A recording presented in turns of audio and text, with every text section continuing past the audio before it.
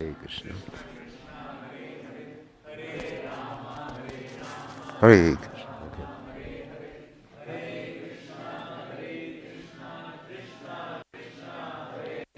It's working. Please make sure. Nityananda, Shri Advait, Shivasati Gaur Bhakta Vrinda. Somebody gets.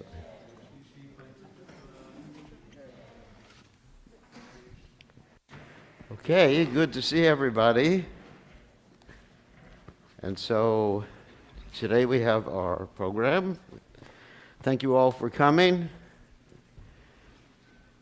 And it's a very special day in the Vaishnav calendar, which we're going to be speaking about what happened today many, many years ago. All right. After my class, there'll be prasadam downstairs. So that's your payment for eating prasadam, having to listen to class. Okay. So today is a very special day.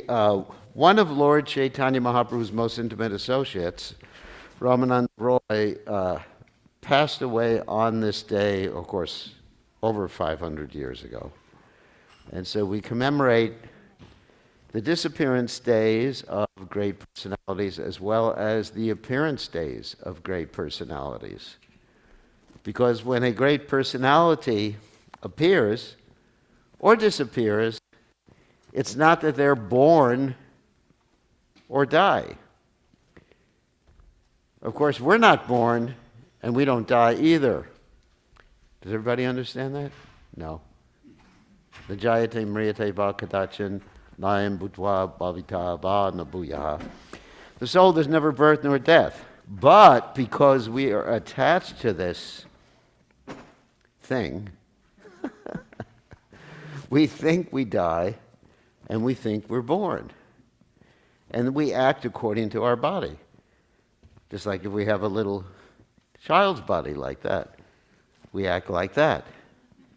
And the reason I'm not acting like that is because my body's a little older. If I was that age, I'd be acting like that, walking around looking at everybody. Instead, I'm is an old body. So when you identify with the body, then it's as if you die and if you're born as far as your consciousness is concerned. So that identification or attachment to the body and the things connected to the body cause us distress and also give us happiness in this world.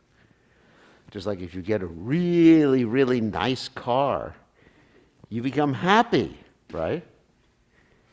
Because he wouldn't understand that. He's transcendental. But if you get a really, really nice car, like a Tesla or something like that, you become extremely happy. And if something happens to your car, you become extremely depressed. And if you get a traffic ticket with your car, you get extremely in anxiety. Because you're identifying with the situation, you're identifying with the body, you're identifying, anyway, with all these things that you're not. So talking about pure devotees, Krishna's associates, or God himself when he comes to this world, as Krishna says, Jopi samadhyatma bhutanami saropisham prapatim swamadishtaya samavami atma maya. When I come to this world, I come in the same form. Same transcendental body, Satchidananda Vigraha.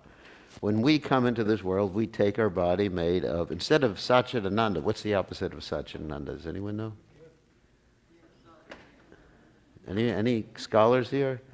What's the opposite of Sat? Which means temporary. What's the opposite of Chit? I know a Chit. You keep asking, putting an A in front of every word, and you think that you know what you're talking about. Ignorance. Ananda. And don't tell me Anna. It's Nirananda, anyway, in Sanskrit. What's the opposite of Ananda? Misery. Nirananda, without Ananda. So that's what we got. So the Lord and his devotees, they're always full of eternity, bliss, and knowledge.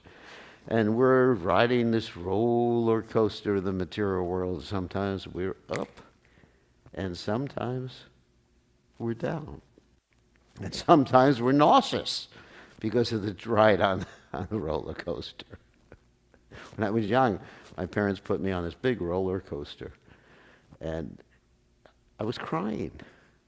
I didn't chant, I have to admit it. I was on the roller coaster, and I was crying because it was just so intense. Sometimes I felt really good, ooh, going up, wow, this is cool. And then I left my stomach at the top, woo, like that. So that's this material world. So getting back to the point, as these pure devotees, they're always pure devotees, and we say that they appear and they disappear. Just like someone gets in an airplane and they arrive at a certain destination, and someone gets in the airplane after they're finished being at the destination and they go somewhere else. Therefore we say pravishta nitya lila. Does anyone know what that means? Pravishta nitya lila. What does pravishta mean? Enter. Nitya lila. Eternal pastimes. So that's what we say with a pure devotee. Pravishta lila. So they've entered into eternal pastimes, but they're always in eternal pastimes. And they're entering into, and they're coming out of eternal pastimes. So therefore, I know that sounds confusing. Therefore, we commemorate their appearance and disappearance days. And specifically, this particular individual, Ramananda Raya, he is the incarnation of Vishaka, who was one of two of Radharani's most intimate associates, Lalita and Vishaka. So it's a very special day. So we're going to chant what's called the prayers of the departed Vaishnavas, or Saparshada Gora Viraha Vilapa, which is a song written by Narottama Das Thakur. And then we'll speak a little bit about Ramananda Raya, who he is, and maybe some of his teachings.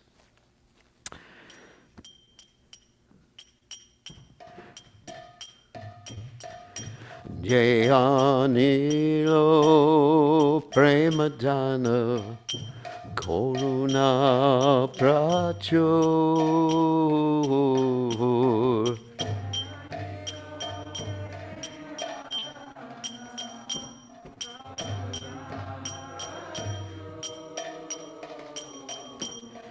Hena Prabhu Kotagela Acharya Thakur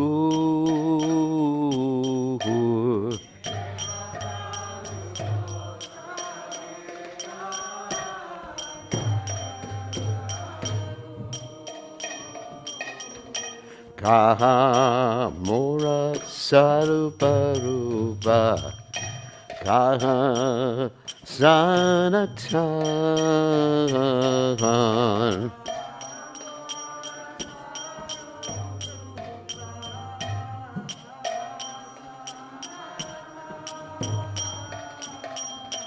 Kahatasau Raghunatha Patita Pavan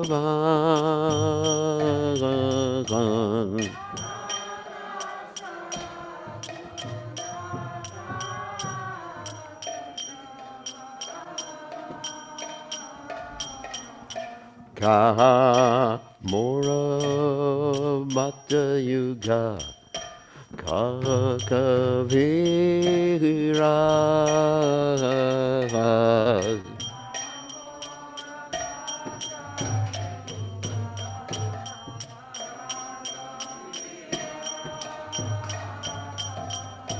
Ekakale Kotagela Gora Natara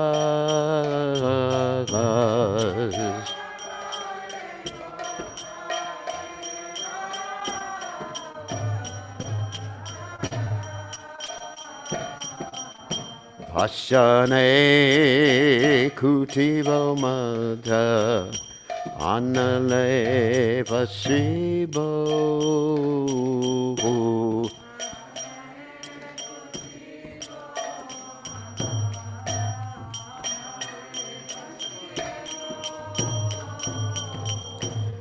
Gauranga Gunera Nere Gota Gile Prabhu.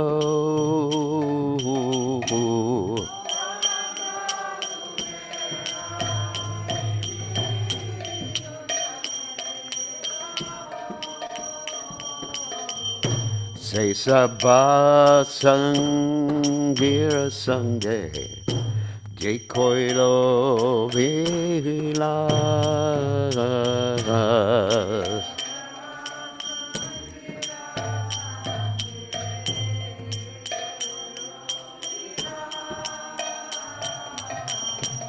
Say Sangana Paya Kande Narottamuddas.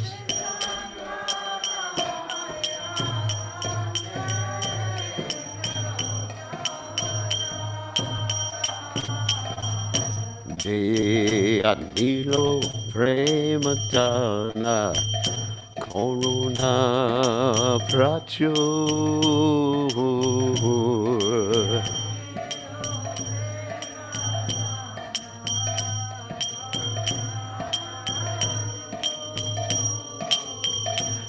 Jaya Jaya Thakur, Jaya Thakur, Jaya Jaya Thakur, Jaya Jaya Thakur.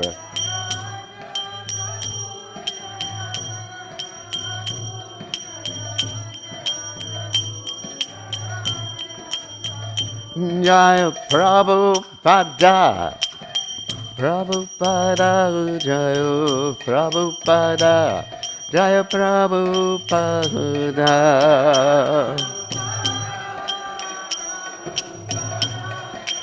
Prabhupada, Srila Prabhupada. Jai Om Vishnupad Paramahansa Paravidakacharya also tell us to Shimad. His Divine Grace Abhaya Charanada Bhaktivedanta Goswami. Srila Prabhupada Ki Jai. ISKCON Founder Acharya Srila Prabhupada Ki Jai. Ananda Koti Vaishnavadin Ki Jai. Namacharya Srila Haridas Thakur Ki Jai. Prem Se Kaho Shri Krishna Chaitanya Prabhu Nityananda Shri Advaita Gadadha Shivas Adi Gaur Bhakta Vrinda Shri Shri Radhakrishna Gopa Gopinath Shyam Mukunda Radhakunda Giri Govardhan Ki Jai Vrindavanam Ki Jai Mathuranam Ki Jai Jagadava Sami Ki Jai Yamunamai Ki Jai Shrimati Vilasa Devi Ki Jai Samaveda Bhakta Vrinda Ki Jai Gaur Premananda Hari Hari Bo.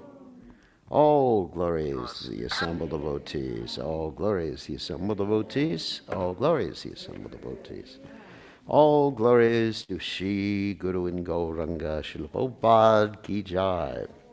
Namahum Vishnu Padaya Krishna Prastaya Budle Srimati Bhaktivedanta Swamini Namani Namaste Saraswati Devi Gauravani Pracharani Nivashesha Shunyavadi Paschatchadeja Tarni.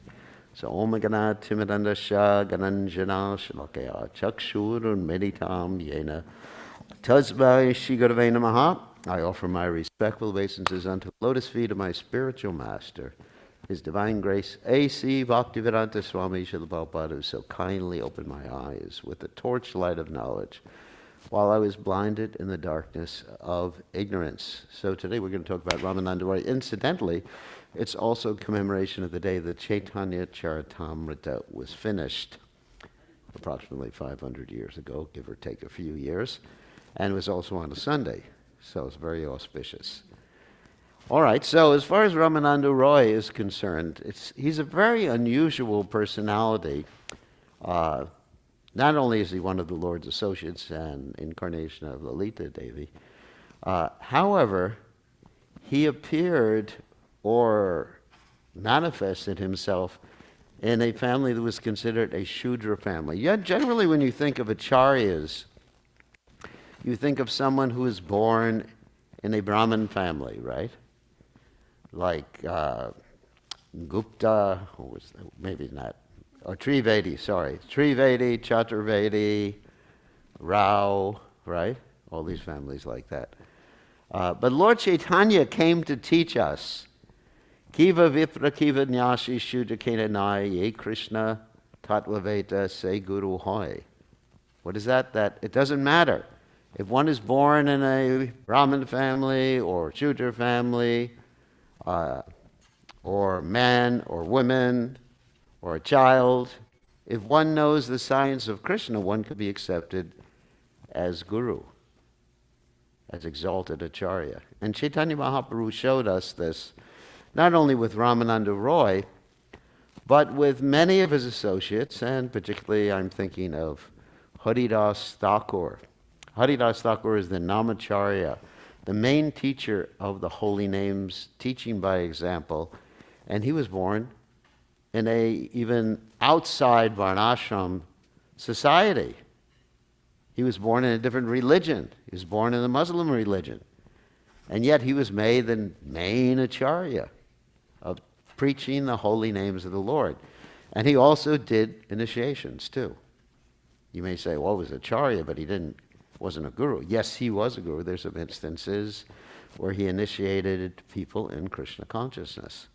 So this is one of the main teachings of Lord Chaitanya Mahaprabhu, that Krishna consciousness has nothing to do with the bodily platform and nothing to do with, ultimately, with Varnashram.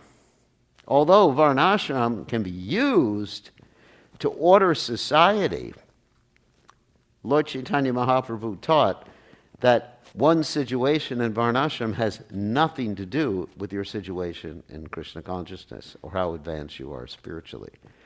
So here's a story about Ramananda Roy.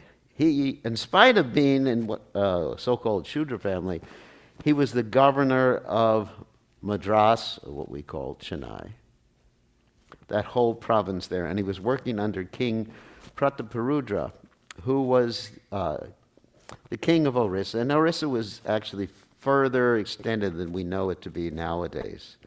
It actually reached far up into what we know as Bengal, and all the way down into Andhra and Tamil.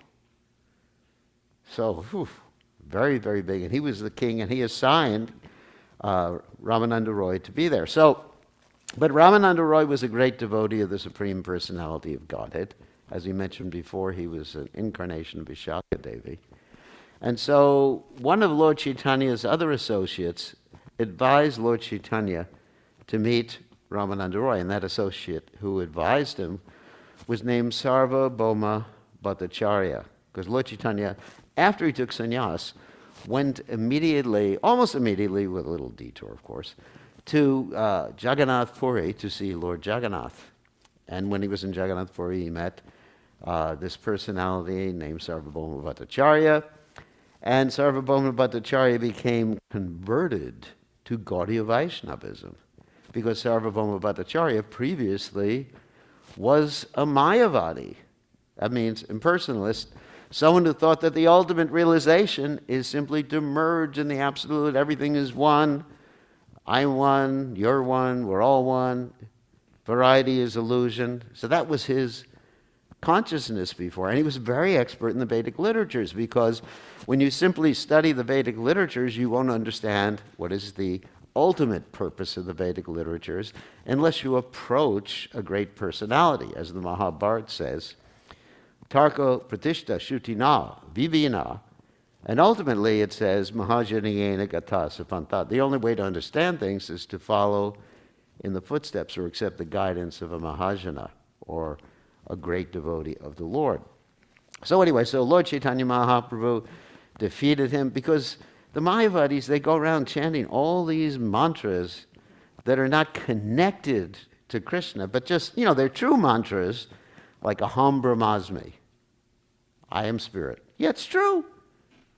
But what do you do as a spirit? I'm spirit. It's like saying, I am person. I am person. Can you imagine if I just walked around chanting, I'm a person. I'm a person. I'm a person. Okay, shut up. What do you do? And they have these mantras they call the Mahavakyas, the great mantras. Another one is, sorry about this, Tatwamasi. You are that. So, you are. I know I am. I am that I am, as the Bible says, God says in the Bible. So, but what are you? I am. I am. Don't you believe me? I am that. What is that? Me. That's what I am. That's called circular definition. You say, I am that, and you say, what is that? What I am. And what am you? Or what are you? What are you? It's that. So this has nothing to do with Ramananda Roy, but it leads up to the story of Ramananda Roy. So Lord Chaitanya basically gave him a really philosophical punch in the gut, and he convinced him that actually the purpose of life, or the supreme absolute truth, is a person. And the person has various aspects: the Brahman, which is the undifferentiated energy of the Lord; the Parabrahman, which is the localized aspect of the Lord; and finally Bhagawan, who is Krishna, or Lord Narayan. But it's all the same person: Advaita, Chuta, Anadi, or Anantarupam. So anyway, so he convinced him, and he said, wow, I made a mistake with my whole life. I'm an old man, and I've ruined my whole life just chanting Aham Brahmasmi and Tatvamasi. So, therefore, I'm going to take up devotional. And he became such a great devotee that he agreed to take prasadam early in the morning, even before he said all of his different mantras, because he understood what is prasadam. Mahaprasadam Govinde Brahmi Vaishnavi. The Mahaprasadam is actually transcendental. So anyway, and then he understood the position of his friend Ramananda Roy, who happened to be in Vijayanagara, near the Godavari River, which is in South India. Actually, it's in Andhra. So anyway, so he went. So he said to Lord Chaitanya, when you go down to Vijayanagara, you should actually stop and see Ramananda Roy, because he's a great devotee. I never appreciated him until today, till you gave me your mercy, but I want you to meet him, because you will really appreciate him. So Lord Chaitanya, on his South Indian tour, he went to many places in Andhra: Singhachalam, Mangalgiri. You know these places? That's good. They worship Lord Nrsingadev there. Also, he went to Ahobilam, which is actually a wonderful place, very isolated. There's nine main Nrsingadev deities there. And then finally he reaches the banks of the Godavari, and he is sitting and chanting his rounds: Hare Krishna, Krishna Krishna, Hare Hare, Hare Rama, Rama Rama, Hare Hare. And then he sees this person, excuse my English, this person being carried on a palanquin, surrounded by, so many people, and Brahmins reciting mantras, and elephants and everything like that. And then he sees that is actually Ramananda Roy. So Lord Chaitanya wanted to run over to see him, because he wanted to see this great devotee, but he waited patiently. And then Lord Chaitanya Mahaprabhu turned up the luminosity that he exhibited, and he showed the brilliance of like 100 suns. Because he is the source of the impersonal Brahman, right? Brahmano hi prastishtaham. And of course, the sun is considered to be in the Brahma Samhita, the eye of the Supreme Personality of Godhead. Yachaksharesha savita sakala grahanam. So Ramananda Roy saw that, and he came over to Lord Chaitanya Mahaprabhu, because obviously if you see someone who's really bright like that, you're going to run over to him and say, who are you? And he offered obeisances. And what happened is that Ramananda Roy introduced himself, and Lord Chaitanya Mahaprabhu and he both recognized who the other person was. He recognized, here is Vishaka Devi. And Vishaka, who is Ramananda Roy, recognized, here is Krishna. But Krishna was golden, not like he usually is. Krishna Varna Trisa Krishna Sango Pangastra Parshadam Yagyahi Sankirtananya Prayar Yajantihi Sumedasa. That's what the Bhagavatam says. That in this day and age, Krishna does not appear blackish. And he's actually, well, there's two ways to understand this verse. He's chanting his own name, Krishna Krishna, isn't it? Krishnayati. He's also chanting his own name, Sango Pangastra Parshadam, and he appears with his associates. Just like we're talking about Ramananda Raya, obviously he was one of Krishna's associates as Vishaka. So Krishna appears with his associates, like Balaram, who is Lord Nityananda, and Dvaita Acharya, Srivas who is Narada Muni, and Gadadhar, who is also Radharani. So, but Lord Chaitanya is not Radharani, but he's in the mood of Radharani. Lord Chaitanya is Krishna. Shri Krishna Chaitanya Radha Krishna Nayanya. So whenever the Lord appears, he appears with his whole gang. Associates. Like an important person doesn't usually go alone, unless they're in disguise. Like when Lord Ramchandra went to spy on his citizens to see what they were saying about him, he went alone. But generally, when the Lord appears, he appears with all his associates. So Ramananda Raya was, and they recognized each other and they embraced each other. But these ritualistic brahmanas who were near them were shocked.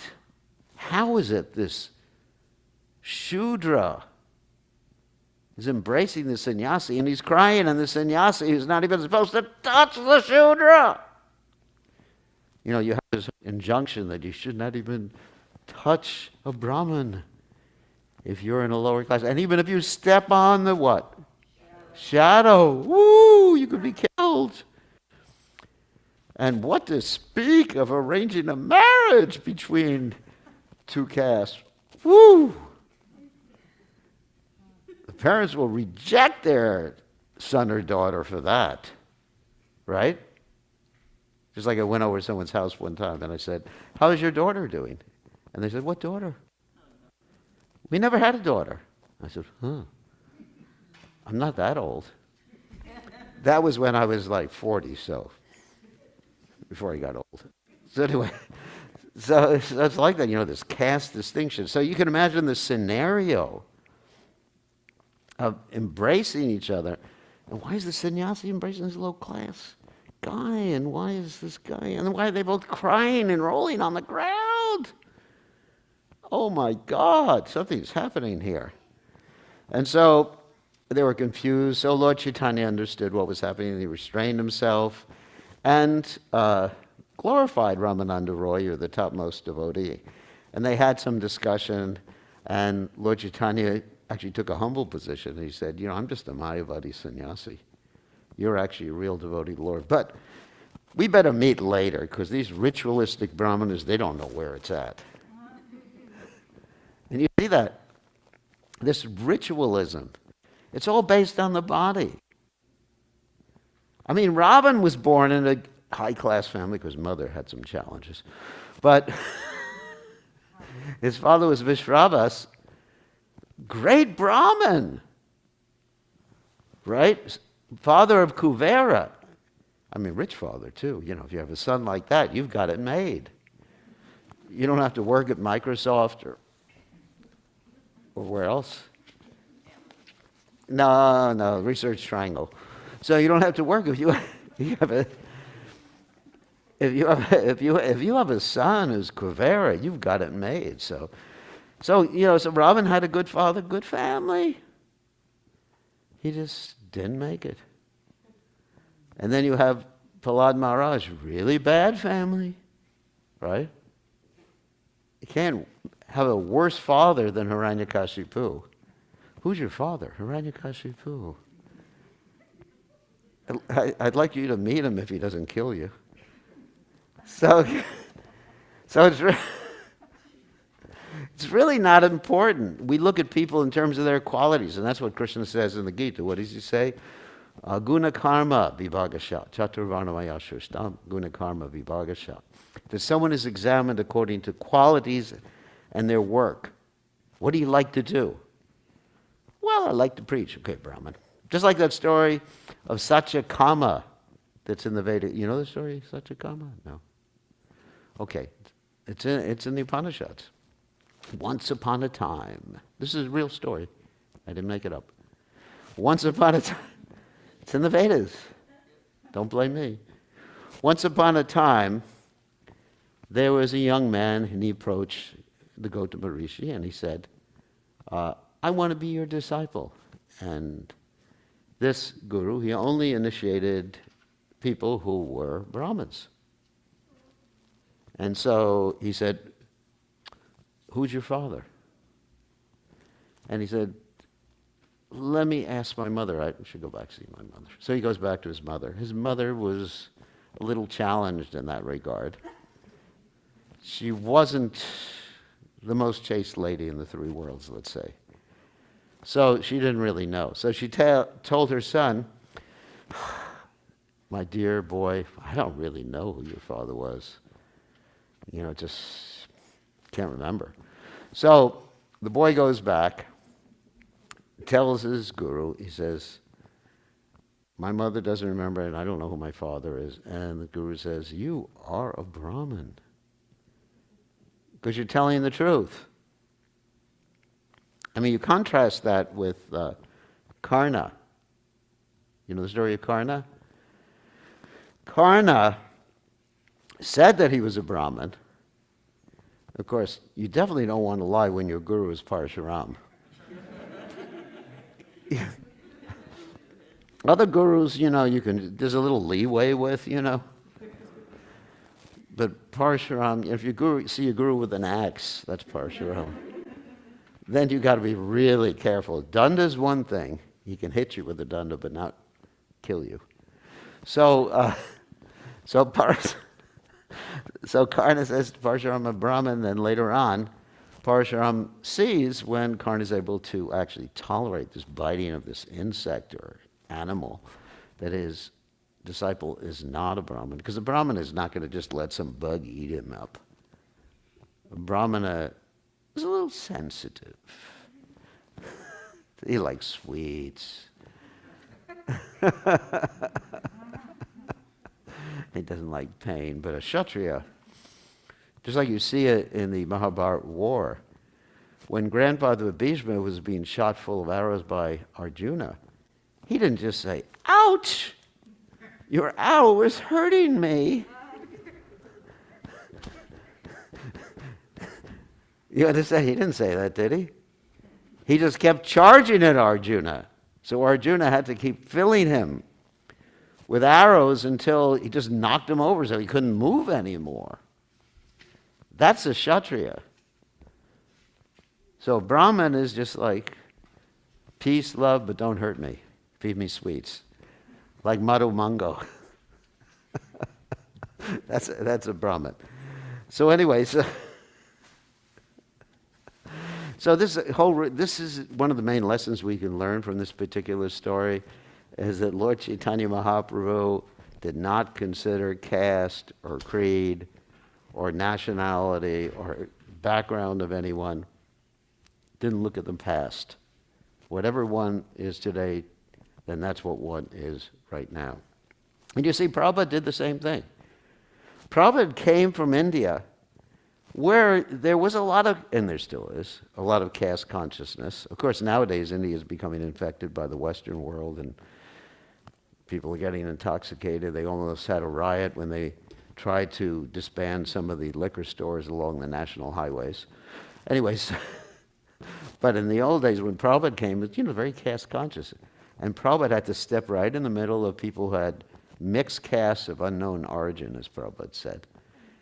And he turned people into Brahmanas by applying the proper medicine, the Harinam medicine. So Lord Chaitanya decided, let's meet tonight, when these people are not around, because they're not going to understand what's happening. So they met that evening and had a very interesting discussion. And this discussion also relates with Varnashram, which we were talking about before.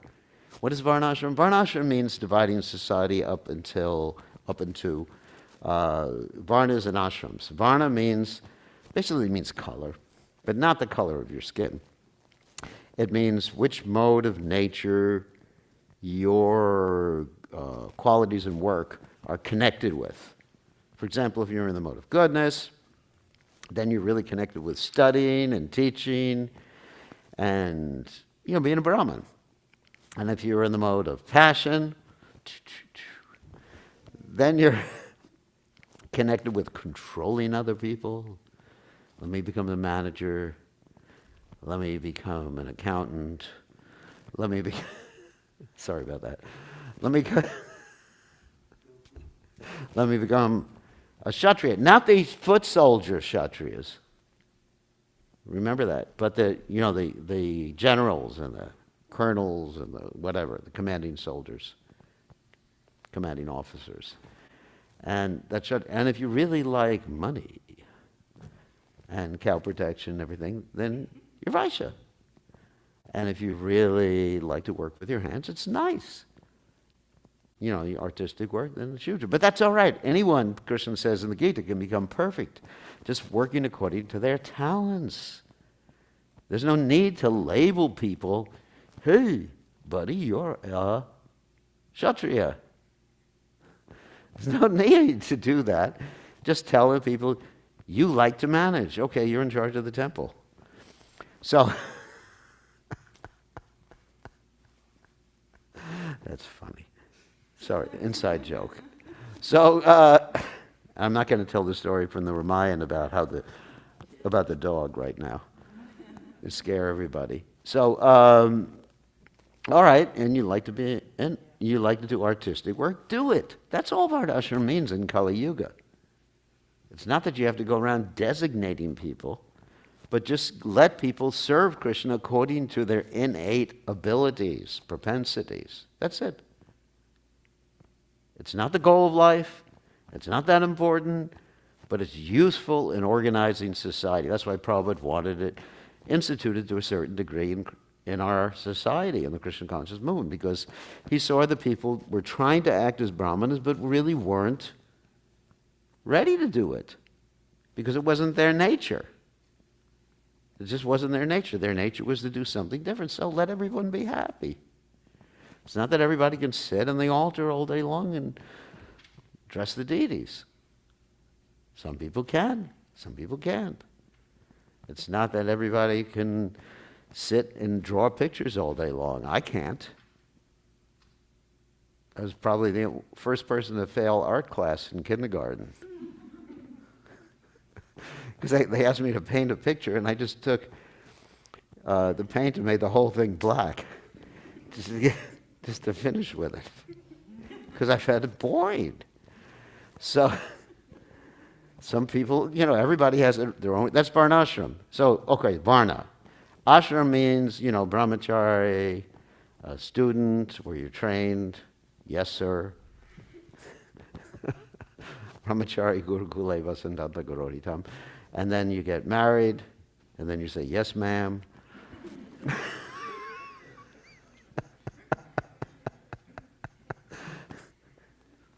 I just thought of that one. That was humorous. And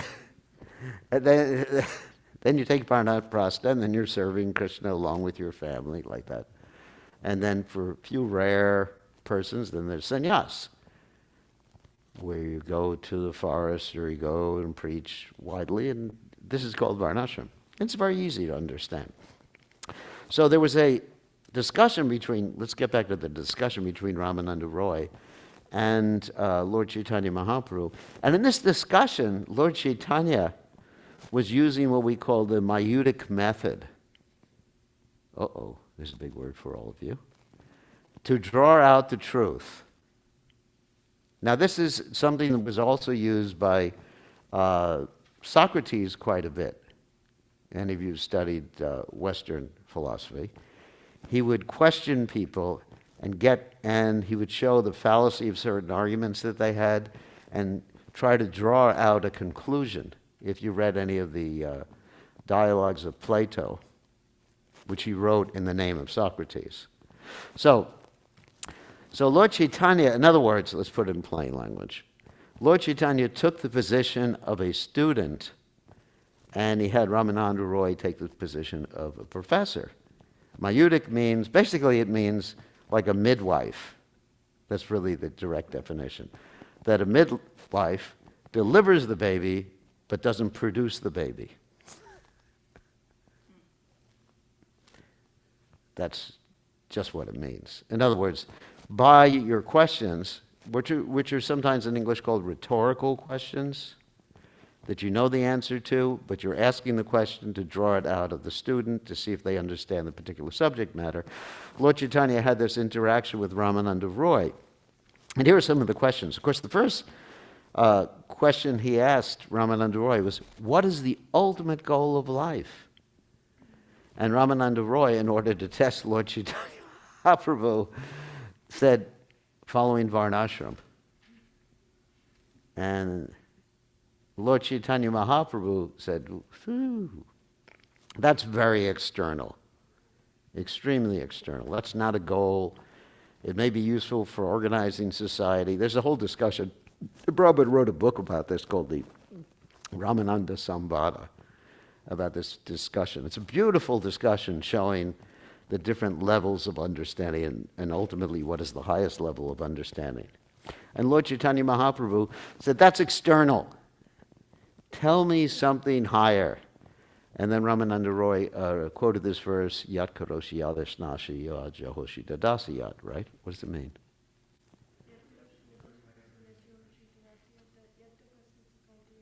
No, what does it mean, I asked.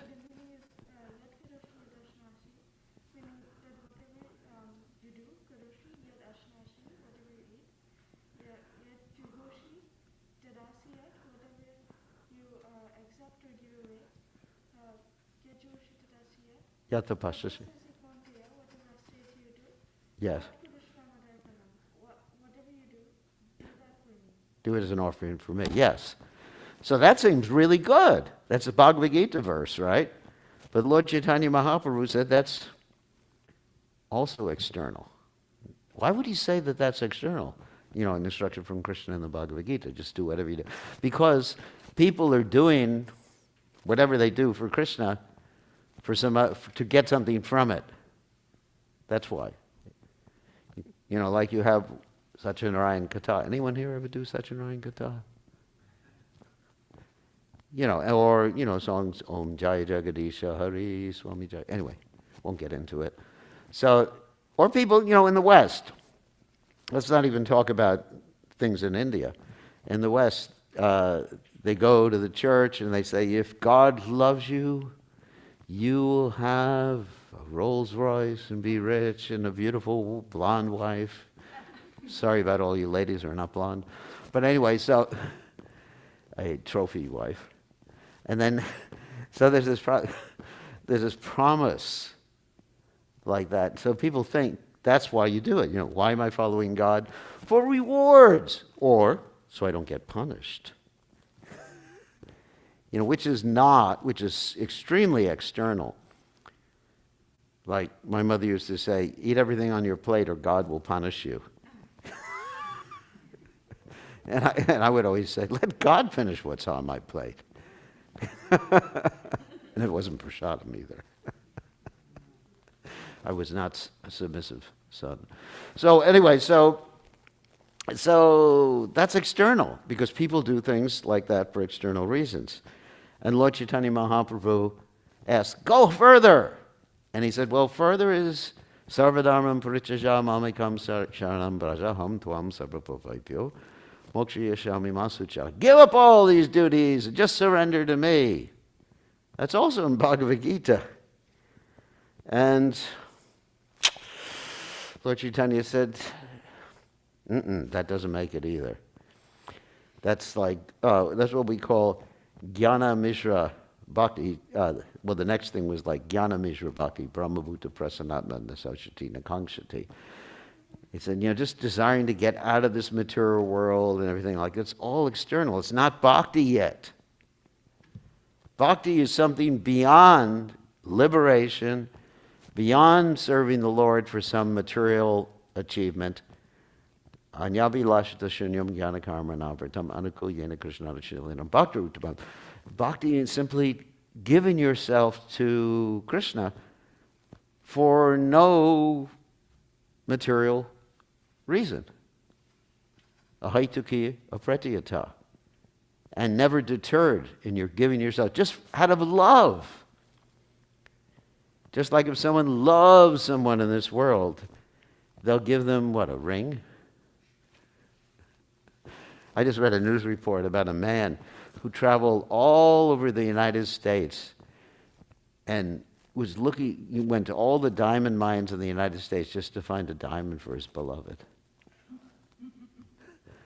That's love. Can you imagine that? I mean, what the girl felt after that? Whew. Anyway, as they say, a diamond is a girl's best friend, right? So he, anyway, so it's out of love, because he doesn't get anything in return. You know, here's a diamond, give me whatever in return. Love me. I'll give you more diamonds. So that's what Lord Chaitanya Mahaprabhu was hinting at, not liberation, nor karma or enjoyment in this material world. And then Ramananda Roy said, all right, Anyabi lashita shunyam jnana karma navartam, famous verse, which I just said, you know, to love Krishna or serve Krishna without any material, gross, or subtle motivation, and simply desiring to please Krishna according to the way he wants to be pleased and being active at it at the same time. That's the nutshell verse from the Bhakti Rasamrita Sindhu. And then Lord Chaitanya said, okay, you got it, but speak something more. And Ramananda Roy said, okay, worshiping the Lord in the spiritual world in neutrality. Neutrality means just the greatness of God. Our Father who art in heaven, hallowed be thy name, thy kingdom come. So anyway, and then he said, good, that's good, but I want something more. And Lord Chaitanya just keeps pushing him to go higher and higher and higher. And all right, servitude, serving the Lord in the spiritual world as an unalloyed servant, and then more, becoming the friend of the Supreme Personality of Godhead. Then, of course, after that, becoming the parent of the Supreme Personality of Godhead, that's parental affection, and ultimately, conjugal love, the understanding of the love between Radha and Krishna, which is the pinnacle and the center of the spiritual realm. And then even Lord Chaitanya Mahaprabhu wanted him to go further in his discussion. And he said, finally, Radha's love for Krishna, and even higher is Radha Kund, and even higher than that is the mood of Vipralamba Seva, in which Radharani and Krishna worship each other or are meditating on each other. And you actually even see that in the mood in which Sita Devi and Ram are separated, and they're always thinking of each other. And Lord Chaitanya Mahaprabhu leaving home at an early age. I mean, you see quite often in the Lord's pastimes, there's this intense mood of separation. Or Krishna leaving Vrindavan when he was 16 years old and the gopis were lamenting his separation for so many years. So this is what Ramananda Roy was teaching Lord Chaitanya Mahaprabhu. And then Lord Chaitanya Mahaprabhu asked Ramananda Roy, just one more story after this, because it's getting late, asked Ramananda Roy to give up his government post and join him in Jagannath Puri. And during Lord Chaitanya Mahaprabhu's final pastimes in Jagannath Puri, Ramananda Roy and Swarup Damodar, Sika Mahiti's sister, they were there assisting. They were the most intimate associates with Lord Chaitanya Mahaprabhu as he displayed his most exalted pastimes. And just one story I wanted to tell at the end about Ramananda Roy's detachment from this world, which is something that no one can imitate. So what happened is that one of Lord Chaitanya Mahaprabhu's devotees, when they were in Jagannath Puri, wanted to hear about this whole topic, which I just talked about, the discussion between Lord Chaitanya Mahaprabhu and Ramananda Roy. So he said, Lord Chaitanya, tell me about it. And Lord Chaitanya Mahaprabhu said, you better talk to Ramananda Roy. So Prajuna Mishra, a great devotee, he went to see Ramananda Roy, and he waited in Ramananda Roy's house. And Ramananda Roy's servant said, Ramananda Roy, remember, he's in a male body in this particular manifestation, is teaching the Devadasis how to dance for Lord Jagannath. And not only is he teaching the Devadasis how to dance for Lord Jagannath, he's showing them all these different mudras, decorating their bodies, bathing them. You know, this is a man. I mean, externally, he's manifesting his pastimes as a man. But internally, he's completely aware of who he is, Vishaka Devi. So he's doing all these things. And Prajuna Mishra, by the time Ramananda Roy comes back, it's really late, and he says to Ramananda Roy, I just wanted to see you. He's confused. How is this that some man is doing this? You know, is this spiritual? He's confused about it. So he goes back to Lord Chaitanya. Lord Chaitanya says, did you hear about these pastimes from Ramananda Roy? And Prajuna Mishra says, no, you know, I was late, or he was late in coming back. And basically, this is what he was doing. And Lord Chaitanya said, yeah, this is the prerogative only of Ramananda Roy. You can understand he's completely on the spiritual platform. And also, we should understand that Lord Chaitanya Mahaprabhu's pure devotees, they're actually in this world, but not of this world. Or as we sometimes hear the expression, it's like a lotus leaf in the water that has a waxy covering. Just like you may look at someone like Prabhupada, you know, he's taking prasadam or something like that, and you project your materialistic ideas upon the activities or the nature of a pure devotee. And then you criticize based on that, which is actually a great offense. The first offense on chanting is to blaspheme the devotees of the Lord or criticize the devotees who have dedicated their lives to propagating the holy name of the Lord. So basically, that's the position of a pure devotee like Prabhupada. Ramananda Roy, who is not just a pure devotee, he's a Shakti. He's not Jiva soul like you or me. And then Lord Chaitanya says, you know, the sannyasi, I can never do what he does. Of course, Lord Chaitanya obviously is Krishna, and he's in the mood of Radharani. And previously, he had shown himself to Ramananda Roy as Radha Krishna combined. That's another thing that happened previously in Vijayanagara. So Lord Chaitanya says, go back and speak to Ramananda Roy. And so this Prajuna Mishra hears all these pastimes from Ramananda Roy, comes back and tells Lord Chaitanya Mahaprabhu that I was just amazed to hear all these pastimes. But Ramananda Roy actually said that Lord Chaitanya was speaking through his mouth. And that was the actual humility of a great devotee, a great personality. So today, I have more, but we don't have more time. Today we are commemorating and glorifying this great devotee, Ramananda Roy, who appeared to assist Lord Chaitanya Mahaprabhu in his wonderful pastimes on this earth over 500 years ago. And so we ask you all to read the Chaitanya Charitamrita to understand about this great devotee and all the other great devotees that are mentioned in the Chaitanya Charitamrita. Just by hearing their names, one can make spiritual progress. So, thank you all very much. Now it's time for prasadam, right? Oh, should I take questions? It's up to you. You're the boss. Whatever I say is just a ditch and Ryan, just repeating what Ditch and Ryan told me. So who has a question about Ramananda Roy or any? Yes, Rishikesh. Can hardly recognize you with the mask on. So, no, I can see. I just had a question. When Chaitanya Mahaprabhu asked that question to Ramananda, what's the purpose of life? Yeah. There was a progression all the way to Vipralambha. All the way to Vipralambha above, yeah. So for us, how do we understand, how does it apply to us in my life? Because I am not... Well, we should chant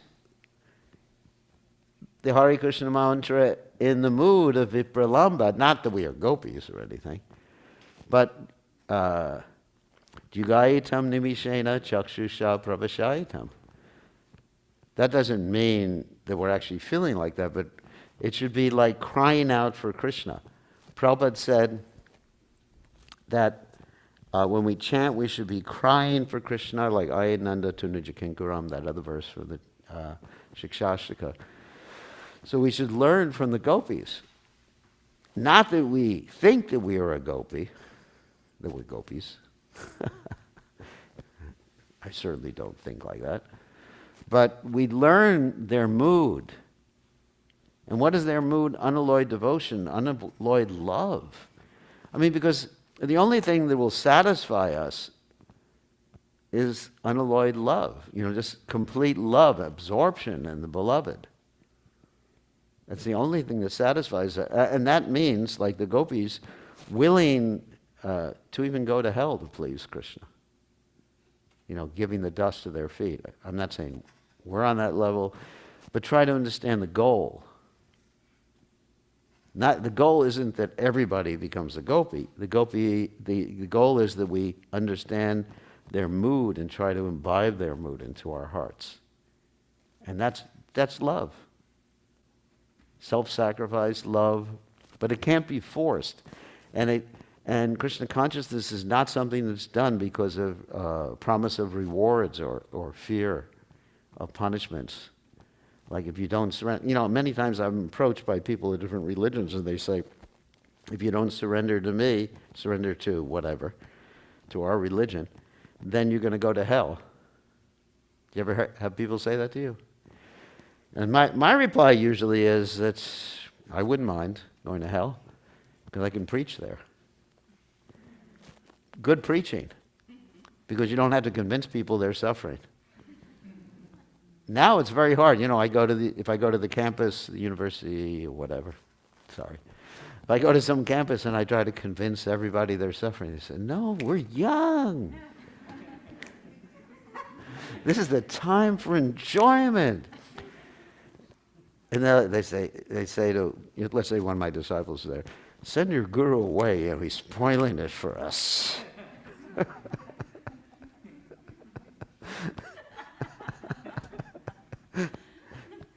He already ruined your life. Don't let him ruin my life too. So if you go to hell, you don't run into that problem. Of course, Prabhupada said London is hell. So that's why the preaching's so good there. So anyway, so you go to, then you just, anyway, so that's how I reply. But that's simply fear. Believe in the Lord and you'll be saved. But the whole goal is not simply to save ourselves.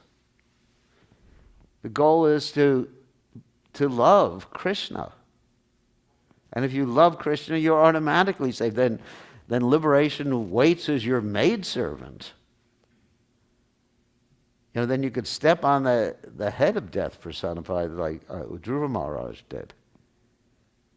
So it's a very easy, bhakti is a very easy path. When you talk about the impersonal path, like monism, then you have to just figure out how to get detached. Oh, my false ego is bothering me. I'm very attached to, all right, sweets. Let's take sweets, for example. Sorry about that. I'm very attached. I have to stop being attached to sweets. I really have to stop. Oh, my God, I'm going to stay in the material world just because I like glubjamins. I can't keep those glubjamins out of my head. When I go to sleep, I just count glubjamins to go to sleep. And so the more you try to get out of your head, the more, that's the problem with the monism, the more you try to become renounced or detached from something, the more you get attached to something. You just keep thinking of it.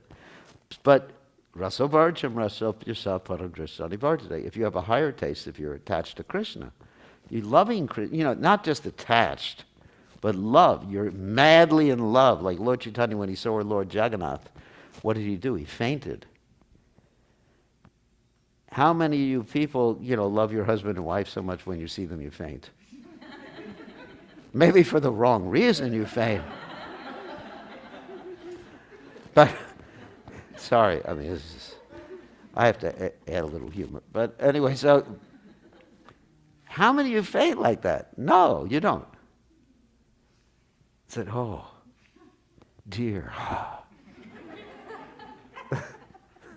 But Lord, can you imagine that intensity of love? He sees Lord Jagannath. Not only does he faint, they think he's dead because he's not breathing practically. They had to put a cotton swab in front of his nose just to see there's a little breath coming in and out. And that's love. And that's the only thing that satisfies the self. Savaipum samparadhamma yata bhakti hoksha jaya haitakiya pratita. Yatma supersedade. So, any other quick questions? Because actually it's 6 o'clock already. Yes?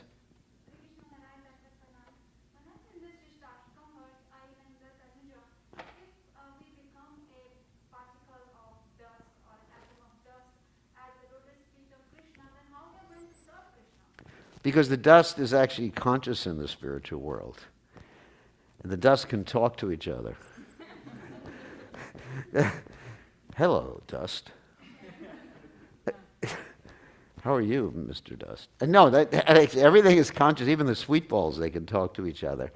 Because it's a figurative expression. I just want to become a servant. When you say, give me the dust of your lotus feet, you take it literally. Yeah, I did that with Prabhupada. I walked on the beach with Prabhupada and took the sand from his lotus feet instead of the dust and ate it.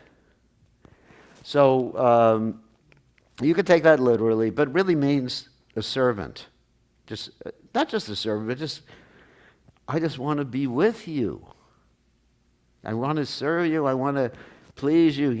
All these things go together with that. I want to be the dust of your feet. And even Uddhava, he wants to take birth as the creepers in Vrindavan, just to be touched by the feet, not just of Krishna, but of the gopis. He just wants to serve them. That's love. I mean, it's a symptom of love. One can take it figuratively and also literally, but it's a mood of love. That prayer is a mood of love. Fix me as one of the atoms or specks of dust at your lotus feet. It's a very poetic expression of love. I think we have to end now. It's 6 o'clock. Thank you very much, and all glories to His Divine Grace, Srila Prabhupada ki jai, Ramananda Raya ki jai. And Ditya Narayan will enlighten us. Hare Krishna. So let's thank Maharaj for enlightening us with such a wonderful class.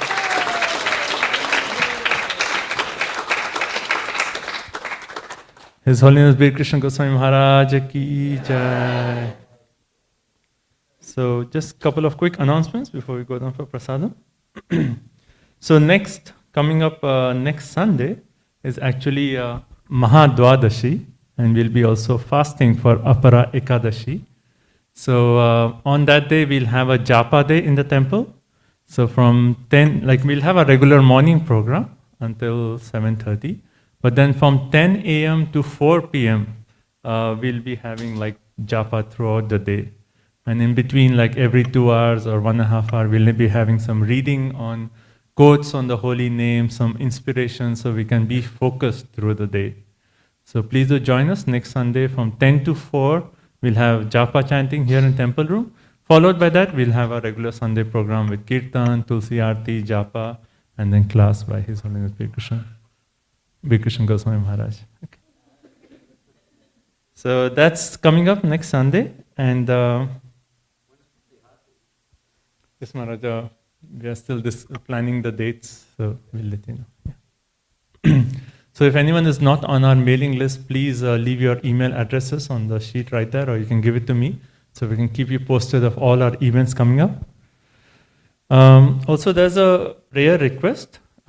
This is a person in London. His name is Tim Carroll, and he had a stroke and he's taken to ICU, and he has a brain surgery this coming Tuesday. So everyone is requested if you can offer a prayer to him, that he's under the shelter of Lord Narasimhadev and he can recover quickly. Right? So let's loudly chant. Hare Krishna, Krishna Krishna, Hare Hare, Hare Rama, Rama Rama, Hare Hare. Okay. And Maharaj also was inspiring everyone to read Chaitanya Charitamrita. So if you do not have a full set, or if you like to sponsor a full set of Chaitanya Charitamrita, it's only for $108, and you get the beautiful set of Chaitanya Charitamrita, 9 wonderful books filled with the sweetness of Lord Chaitanya Mahaprabhu and his associates. So please do, if you don't have a set, please take a set of Chaitanya Charitamrita before you leave. And now we'll proceed downstairs for prasadam. And Maharaj was glorifying prasadam and saying how prasadam is transcendental. So while honoring prasadam, we can actually meditate on the mercy of Shri Shri Radha Golokananda. Okay? So let's chant the prasadam prayers. Mahaprasade Govinde